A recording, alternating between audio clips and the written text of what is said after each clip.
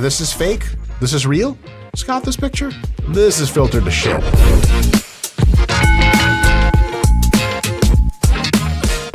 Hey folks, Dr. Mike here for the RP Strength channel. As always, I am a former super heavyweight professor of exercise and sports science, a current holder of a belt that's a little bit darker than brown in Brazilian Jiu-Jitsu. Yes, it's a black belt. Yes. That is real Jiu-Jitsu.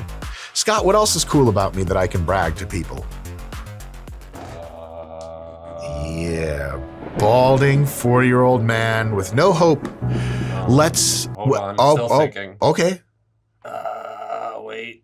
Yeah. Okay. I'll get back to you. Yes. Thank you, Scott, the video guy. Scott, the video guy, actually has a lot in common with the person that we are doing a video about today. He has a full head of hair, and he is generally very attractive, and women actually speak to him without people paying them off beforehand.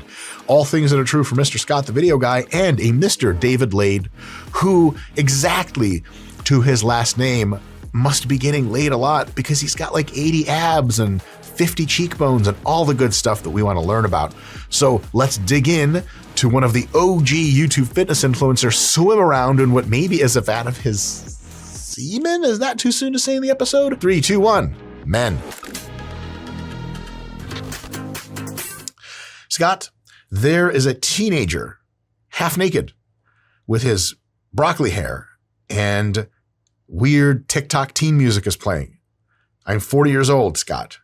Explain to me why this is here. Yes. Oh, I can actually explain it. Max, the editor boy, shows this footage, and that's the truth. Max, the editor boy. We need to talk later. In the presence of an adult.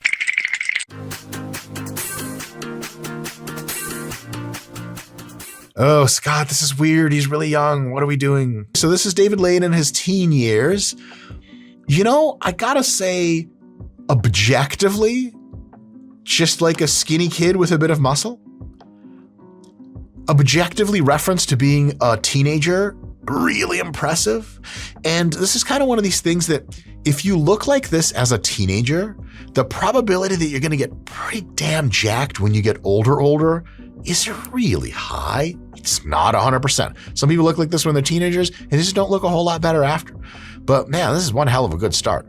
And so I actually attribute this mostly to Devidraid's incredible work ethic and dedication, but it's some large fraction to the fact that he, as far as I can understand from researching on the internet, and boy, have I researched Devidrai드 a lot.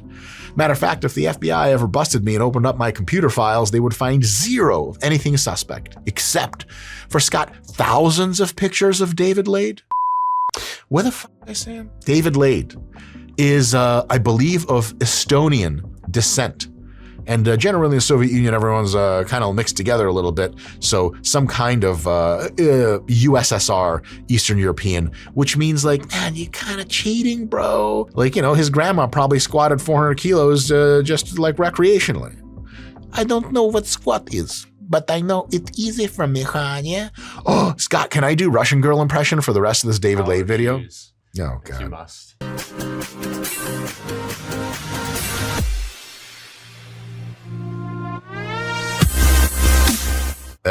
This is fake?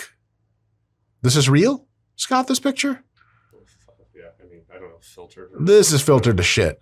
Or he has feces smudged all over his neck and upper pecs. Ooh, that's kind of hot. Scott, you don't have enough pictures of you with that facial expression. I'll work on that. But Max, the editor boy, if you can throw up Jared Feather IFBB Pro's equivalent of this, there are levels to this, sir. So Jared does the duck face and has even more ridiculous shoulder to waist ratio, but Devidrai드, this is a really good look. Notice. You can tell he's just got an excellent physique, right? Why? We can break this down. If he had smaller traps, would it be okay? Probably. His traps are cool, but like that's not doing a lot of work in this physique. Pecs. Pecs look great. If they were much bigger, it'd be a different look. Maybe not a better look, but they look awesome. Shoulders. You guys, shoulders are doing the heavy lifting here. Not in the literal sense because shoulders aren't that strong. In the figurative sense of like, man, they really build that silhouette, that X frame. If he had even bigger shoulders, it would look even more absurd. And his arms. are clearly jacked, and that's clearly helping his appearance. And super importantly, lean and small midsection. Small waists are the number one component of aesthetics, which means that if you're carrying a considerable amount of extra fat on your waist, getting leaner is definitely an experiment you can play around with to see how it affects your aesthetics. Usually it's going to be a good time. Small waist, big shoulders, big arms, you're halfway there. You're way more than halfway there. That should be a huge focus of every program to try to be aesthetic. What? Okay, real talk. So Scott told me a little bit about this video before we started watching it. And he was like, yeah, he like deadlift 675. And I'm like, I thought David was like one of these like Gymshark influencer kids who like wasn't actually strong, just looked really cool. Boy, was I wrong. 675, you guys, is no joke.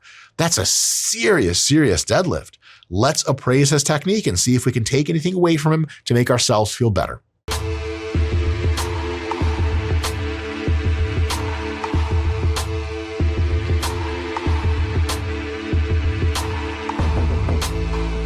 Run and gun setup is really intense. You guys see how we just basically grabbed the bar and started going shortly thereafter? He must have really strong forearms and really long fingers, and he must like just be ultra confident in his grip, because like if I had to get into that kind of weight, I got to cinch myself in for like 15 seconds and get the bar kind of underneath my calluses and stuff, so I had a real good perch. But man, you got to be really, really, really strong to just run and gun 675. That's ultra, ultra impressive. If your forearms are ever limiting you and you want to lift big weights outside of competition and prepare the rest of your body for big weights in competition, but in early off season with high repetitions, you're just going to have to deal with the fact that your forearms are going to be a limiting factor and you won't be able to get as strong as you could. No, Scott, I said that wrong. You have the ultimate secret killer weapon in your gym bag, and you didn't even know about it. Go ahead, pimp. I'll wait. Open up that gym bag. What's that fresh package in there? Oh, is that a VersaGrip you found? Well, shit, big homie. Wait a minute. Is it safe to open the package? Scott, are VersaGrips safe to put on your hands? Barely. Riding the edge. The very edge of safety. Why? Let me tell you a fun story. People consider, I'm from the Soviet Union, and so is David. And during especially the 1970s, the Soviet Union and the United States were both at their relative to each other kind of peak economic power and spending the most on their militaries. And it got kind of wacky because, you know, arms races get really insane. The incentives are kind of crazy. We got to keep up with the Joneses. We can't let America punk us out and vice versa. And the Soviet Union is not known for its, reservations about doing unethical things. And so they got into some kind of wacky research. They would test nuclear weapons and violate the test ban treaty and test them close to population centers. And this is tough to say. They tested a lot of nukes in the Siberian forests where lots of bears used to live. The scientists would come in and they would do the research, they would do the testing, and it turns out that a lot of the bears they were just gone. I mean, 18,000 degrees Kelvin, you're done. But on the periphery of the nuclear testing, you had bears with weird mutations, 5 paws instead of 4 and shit like that. Weird brain thing, super smart bear, that also happened. That's actually my dad. Scott, a few of the bears they noticed were able to scale trees even faster than the normal bears. How? Their paws were made of an as yet unknown material from genetic modification via nuclear testing.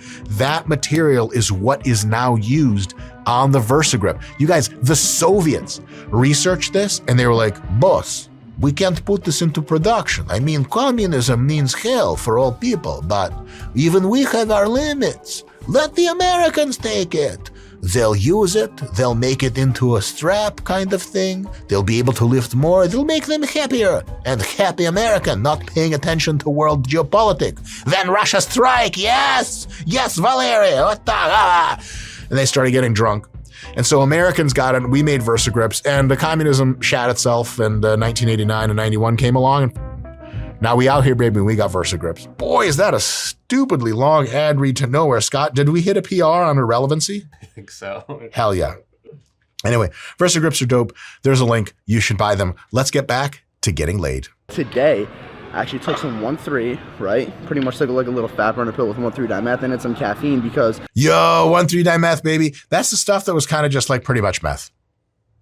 Scott, that's not legal anymore, is it? I'm pretty sure no. You would have some if it was, wouldn't it? Absolutely. My bench has been insane lately. Yesterday, I actually hit 2 PRs. I'll show you guys the video right now. One's a 455 squat and one's a 375 bench. 455 squat for a lanky gentleman is quite good. He went very deep, very much powerlifting depth, excellent technique, very good setup. And Scott, the most important part here is the orange and blue combo just carries weight. Yeah, it's fine. It's gym style. It's gym style. It looks like he's in the air traffic control wing of an aircraft carrier operations crew. But boy, you know, I'd suck him up into my engines anytime. And I actually hit the bench after my squat. So I'm hoping today, because I'm taking pre-workout, I'm gonna have a lot more energy beforehand. Oh, touch and go 375. That's really good. Scott, do we know what he weighs roughly? Like 200 pounds-ish or some shit?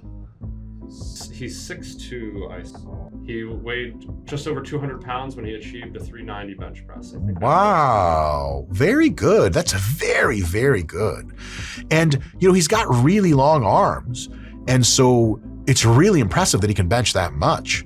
He also, you can tell from this situation, I mean, with a pause, it's gonna be a different story. So, but touch and go is a cool training technique. You'll notice his technique is very good. His feet, his hips and his knees are spread out really far. His feet are anchored deeply into the ground. He has his butt down on the bench, but his back is arched to give him a very strong, very safe, optimal pushing position. His shoulders are way back. He's tucked his shoulder blades way back behind himself. That raises the chest and it shortens the distance that you have to move. It also puts you in a power position. It's also probably safer for your shoulder joints. And his bar track is good. He's got a totally full lockout. This is a really, really good bench technique. Obviously, if he was going to do it in competition, he'd have to take a pause at the bottom. We'd have to pull probably anywhere between 20 and 50 pounds off the bar for that. This is still an unbelievable bench. His squat and bench and deadlift numbers are way higher than any of the shit I've ever done. And I'm a midget, hobbit, manlet, short, balding, pathetic looking guy. It's like, what is it that David's better at everything than me? Fucking Estonians. Okay, 390. Scott, what are we rating the swag here? It's good. I love that wears the beanie all seasons, all times. Yeah, I don't understand that. I tried to do that in college once for fashion, and I was like, my head is hot. This is dumb. Then again, my head is like really big. It gets really hot. Also, I had head lice. What? I'm kidding. Scott, am I kidding? Never can tell. Awesome. So like for gym lifts, this is great. It's a big bounce, which is totally fine. I would say this lift, I'm taking nothing away from it. If you want to lift like this and use David's like, I don't know, 9.75 out of 10 bench technique, I mean, this is just damn near flawless technique. I'll say this, like for safety and to be able to tell people what you actually bench and have powerlifters not squint at you when they hear you do it because they know that you did it on video and it was a bounce press, which they don't respect ever.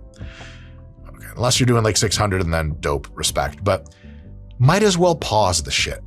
That's the thing. If you're going all the way through this shit, it's totally cool to just do the bounce press, but pausing will be like, man, you really did your best and you have a way to measure up against true competitive bench presses.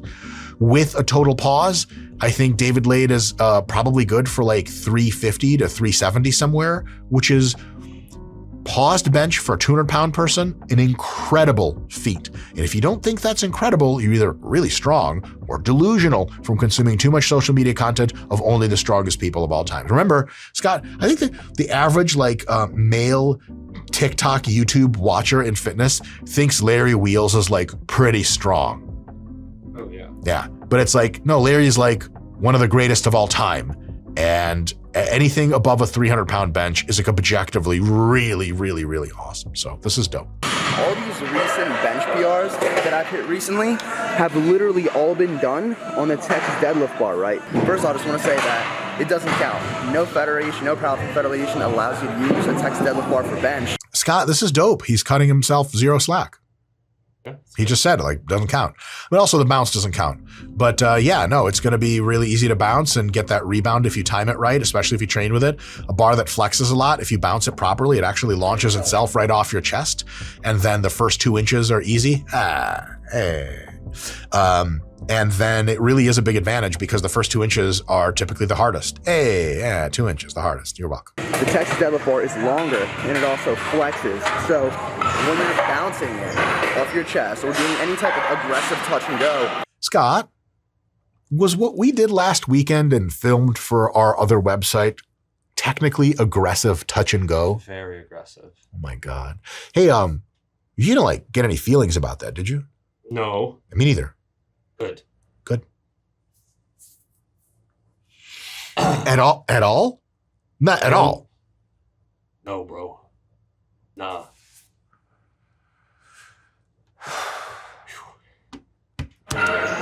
When the bar's at the bottom of the chest, it's literally going to flex and bend like a rainbow. Well, that was a wholesome analogy.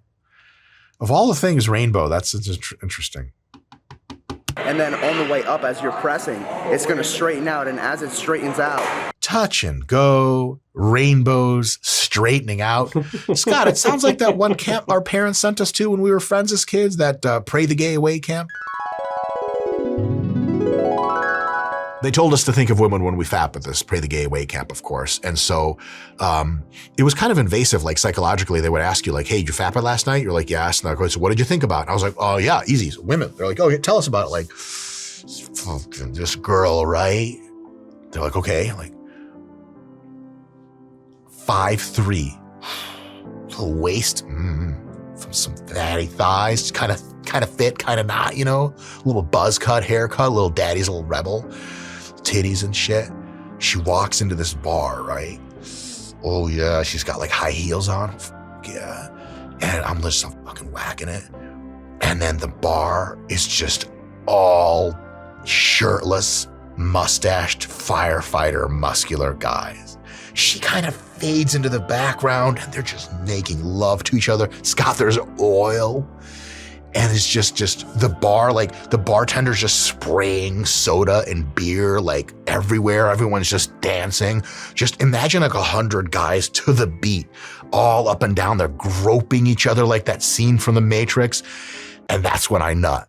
And the camp counselor's like, okay, Israel, 40107, and room for improvement. Mike, you did great. I love the early part. The later part needs work. And I'm like, oh, all right, not bad. Walked out. That was gay camp. Yeah, but did the opposite, didn't it? It worked for me. Does anyone believe that it worked for me? Folks, if you're having trouble getting laid, you might want to consider joining our members section where you can watch an extended version of this very video with lots more racy jokes and stuff we can't post on public YouTube. And you get a ton of high quality, deep nerd informational videos about how to get jacked and about how to change your damn life so you can finally get sex with people who like to have sex with you back. All right, back to the video. When it comes to natural programming, a lot of people tend to have the misconception that somehow strength and hypertrophy training are mutually exclusive, when in reality they complement each other perfectly. Natural programming is almost the same as drug programming. There are very few differences. Really, with drugs, you just have to be more careful about lifting too heavy because your tendons will snap because your muscles are too strong for your tendons in many cases. Otherwise, it's mostly just adjusting volume, and your genetics and training experience have much more to do with how much volume you can tolerate than your drug use. And so natural programming really is just programming. And if you make a special case for natural versus enhanced, there's a teeny case to make there, but it's mostly the same. As far as strength and hypertrophy, it has the same overlap for drug programming as it does for natural programming, which is to say a lot. If you train generally for strength and hypertrophy, lots of sets of 3 to 10 repetitions, you're going to get tons of strength and tons of size. If you want optimal attempt at results from either strength or hypertrophy, you have to understand that the training conditions for them are quite different. Scott, how many strength versus size training videos have we made? At least 2 big ones, right? Yes. Can we link a few of them somewhere here? Give that a click. Look through those videos because there are differences that if you really, really give a shit about being your strongest, you're going to want to train specifically for strength. If you really care about hypertrophy and your strength is cool, but you really want to get jacked because Stacy doesn't care how much you bench, but she loves your delt vein, Stacy is going to really help you out if you just do hypertrophy specific training. So give that a look. If you are good with YOLOing both of them and getting amazing results at both, you are 100% going to get them. But even then, several month phases of hypertrophy specific training stacked with several month phases of strength specific training are the best way to go about that. Can you train them both in the same workout in the same week? Yes. Will you get amazing results? Yes. Will they be your best results? No, not quite. So remember, there are differences between them that are notable, and being natty doesn't somehow unify these differences. That's total BS. DUP is pretty much what allows me to retain as much of my strength as I possibly can when I'm getting lower in body fat, when it becomes the most difficult to maintain your strength because I'm on a regular basis just handling like at least 85% of my max, and my CNS is just always on point. Scott, do you remember people used to say on point a lot? Yeah. CNS is on point, bro. I was on point, on fleek. So the core concept in daily undulating periodization is basically having a completely different stimulus every time you go to the gym. So DUP, daily undulating periodization, daily obviously meaning that it happens on a day-to-day basis instead of weekly or monthly. Undulating, meaning it's basically changing, that's the gist of it, and periodization, which is your systemic programming, right? Yeah. So this is me on my sports science high horse. Daily undulating periodization was named wrong from the get-go. It is a form of programming. It's not technically a form of periodization. Daily undulating periodization is something that exercise science researchers in the United States had to have a name for in research journals because they weren't using technical sports science terminology. And the technical terminology would be like intra-microcycle volume intensity variations, which is like a very heavy term to lift, and it does explain what's going on well, but it's a little bit confusing, so DUP kind of went to the forefront. DUP is cool because variation is dope, because doing the same thing all the time kind of sucks, and it works pretty well, but a more focused approach is almost always going to be better in the long term. So every program should be using a form of daily undulating periodization, quote unquote, which is to say you shouldn't be doing the same exercises through the whole week in most cases. You shouldn't be doing exactly the same rep and set ranges for every single day that you do. But you guys know that's just an extension of the variation principle, and you probably already know that. So DUP is kind of like a mid-20 teens sort of vibe that has thankfully faded, and just use enough variation to still get yourself some different looks through various weight training sessions so you don't get super stale, but also constrain your variation so that you're still training for one thing that you need. So if you're training for hypertrophy, doing sets of 5 to 10 certain parts of the week, doing sets of 10 to 20 at certain other parts of the week, and doing sets of even 20 to 30 at certain other parts of the week, even in the same week or the same month, even in the same year, is really awesome. It's a really good idea. But notice every single one of those is in the hypertrophy rep range, 5 to 30. If your daily undulating periodization gets too wacky and the variation gets really high and lowers the specificity, you actually reduce the training effect that you want, which is to be jacked, because this is all about being jacked, right? So if you have one day of the week, which is sets of 10 to 20, good hypertrophy range, another day of the week, which is sets of 1 to 3 for strength, and then another day of the week, which is sets of 1 to 3 for power with a lighter weight, then, you're training generally and it's working pretty well and it's a great way to manage fatigue. It is not going to optimize your hypertrophy results because the volumes are too low and the weights are too high and the stimulus is too erratic. All right, guys, that was fun. Learned a lot. Hopefully this was a bit more insightful than our typical dick jokes bonanza that we do on this channel. David is an OG man, and you guys should check him out. I'm pretty sure he's still very popular and very handsome and very Estonian. All good things. David gets a YouTube early influencer days teen body out of 10. Scott, is that rating decent? Sure. And yeah, if I ever see David in real life, I will cower and avoid eye contact because he's an adult height and I'm still a child, vertically measured. I've been Dr. Mike, and I'll see you guys next time.